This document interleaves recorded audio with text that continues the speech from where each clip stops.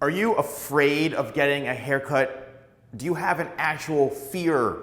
Do you get high anxiety? Do you really have a hard time when it comes to getting your haircut because you've had a traumatic experience in the past where someone has completely created a crime scene on your head, okay? The detectives had to show up, the fire department showed up, the rescue squad, they all showed up because of your haircut.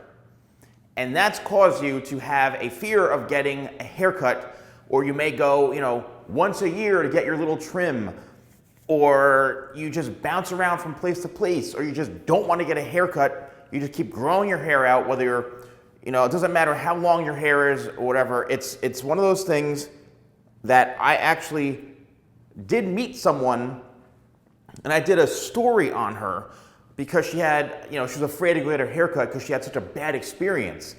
And I know people who have, a wife or, a girlfriend or a husband, whatever, that they're like, oh yeah, they don't want to get a haircut because somebody completely butchered their hair and they haven't gotten a haircut in like 4 years. I'm like, oh my gosh. So do you have a fear of getting a haircut? Well, I can understand why you may have that, and I'm here to share some information with you that you could find very helpful so that you can ease your way back into getting a haircut or maybe finding the right person you can trust.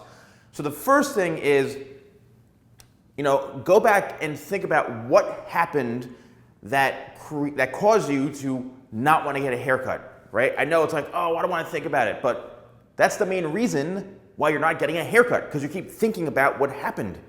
So when you think about what happened, there's a few things. One, and I've seen this a bunch of times, the hairstylist or the barber just took way too much hair. You wanted a trim, you wanted an inch off, and they ended up cutting like 6-7 inches off. And your hair was like, down to here, and they cut it up to here. Or you just had a completely butchered haircut. Your layers were all choppy. It was a complete massacre, and it wasn't what you were looking for. And you were like, oh my God, that person literally did like major harm to me, and my hair is a complete mess.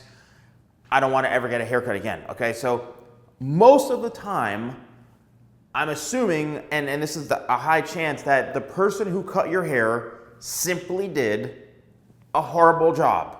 Now, that's one person out of thousands and thousands of people that could potentially be in your state, hundreds in your area, hundreds in the surrounding towns. There's talent out there. I'm here to assure you that there are talented people, professionals, barbers, hairstylists, whatever it is, that can give you a phenomenal haircut. All you need to do is stay far away from the kind of hack shops, right? Or people that just, oh, it's $10 a haircut and I can do it in 10 minutes. Just, if you're looking for that high-end, high-level experience where you want someone to cut your hair for 45 minutes or an hour, and you're okay with paying a lot of money, then you have to search for that right person. And now, I've also had feedback from people who have like, oh, I went to the best of the best, and they destroyed my hair. I've actually fixed haircuts from some of the best people in New York City. All right, some of the top hairstylists in the world. Oh, I went to so-and-so. I'm like, he did that to you? Or really, she did that to you? Like, sometimes it shocks me, but I've fixed up a few jobs from some big names, okay? Doesn't happen too often, but, so I've gotten comments from like, oh, salon guy, I went to the best of the best, and they still screwed my hair up. What it really comes down to is you having to search, like if you were a detective, okay? Go on Google Maps, go onto the salons, find the salon and look up Google Maps and look up reviews. I always base my reviews and my choices on Google Maps. I know it sounds crazy, but Google reviews are incredible. Yelp, obviously, there's a bunch of review websites, but what you need to do is start investigating and find out names. If they keep mentioning, oh, I went to Michael, I went to Amanda, I went to Stephanie, I went to Jonathan, whatever it is, and they keep mentioning the same person who did such a phenomenal job, maybe go and ask for that person.